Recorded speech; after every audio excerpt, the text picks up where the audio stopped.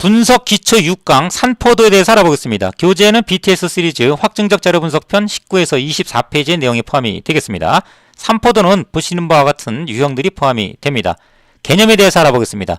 산포도는 숫자들이 얼마나 흩어져 있는지 하나의 값으로 표현한 양이죠. 예를 들면 전봇대가 있고요. 동전들이 흩어져 있으면 각 거리를 재서 산술 평균 내는 방식을 취합니다. 숫자로 알아보겠습니다. 자, 이들이 얼마나 흩어져 있는지 알아보기 위해서 전봇대 원리를 적용합니다. 그런데 전봇대는 없죠. 따라서 산술 평균을 이용하게 되고요.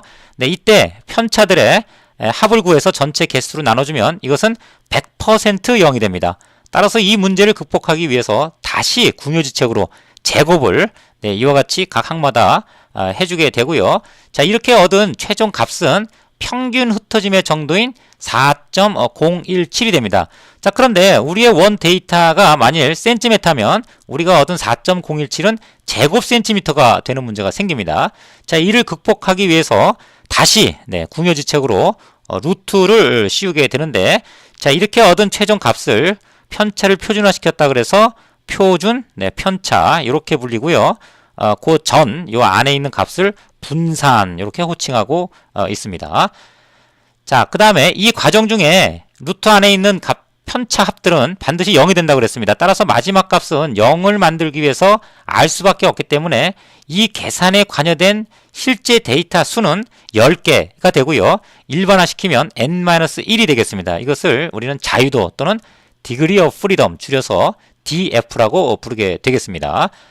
그 다음 범위는 최대값에서 최소값을 뺀 것이고요. 4분위 간 범위는 4분의 1번째, 4분의 2번째, 4분의 3번째 이와 같이 4등분을 해서 4분의 3번째에서 4분의 1번째 값을 빼준 양을 말하겠습니다. 이 인터콘타일 레인지 4분위 간 범위는 상자 그림 같은 데이터 분석의 중요한 도구로 활용됩니다. 참고로 4분의 1번째를 Q1, 4분의 3번째를 Q3라고 그러고요. 4분의 1번째를 계산하는 식은 4분의 n 플러스 1 번째죠. 또 Q3는 4분의 3 곱하기 n 플러스 1번째 값을 취하면 되겠습니다. 지금까지의 과정을 엑셀로 알아보겠습니다. 데이터 1과 데이터 2에 대한 분산부터 4분위 간 범위를 계산하고 있습니다. 각각에 대해서 알아보겠습니다. 우선 분산은 개별 데이터와 전체 평균의 차이를 구해서 제곱을 하고 있죠. 자, 그들은 모두 더해서 데이터 개수로 나누고 있습니다. 또는 n-1로 나눠서 분산을 계산하고요. 분산을 루트 씌워서 표준 편차를 얻고 있습니다. 범위는 최대값과 최소값의 차이를 통해서 얻어지고 있습니다. 4분위 간 범위는 Q1 같은 경우는 4분의 n 플러스 1, 즉 세 번째 데이터인 4를 구했고요. 또 4분의 3 곱하기 n 플러스 1, Q3 같은 경우는 9번째 데이터네요. 그래서 9번째인 7을 얻어서 둘 간의 차이인 3을 4분위 간 범위로 얻고 있습니다. 또 데이터 2 같은 경우는 나머진 다 같고요. 짝수기 때문에 4분위 간 범위만 좀 차이가 있습니다. 우선 4분의 n 플러스 1 Q1 같은 경우는 3.25번째 세 번째인 15 플러스 0.25배를 더가네요. 그래서 15 플러스 다음 두 값 차이에 0.25배를 더해서 16.75가 나왔고요. 4분의 3번째 데이터 Q3 같은 경우는 현재 9.75번째 그래서 58에서 0.75배를 더 갑니다. 그렇게 계산하면 58 더하기 나머지 두 값 차이에 0.75배 이렇게 해서 73 두 값의 차이인 56.25가 4분위 간 범위가 되겠습니다.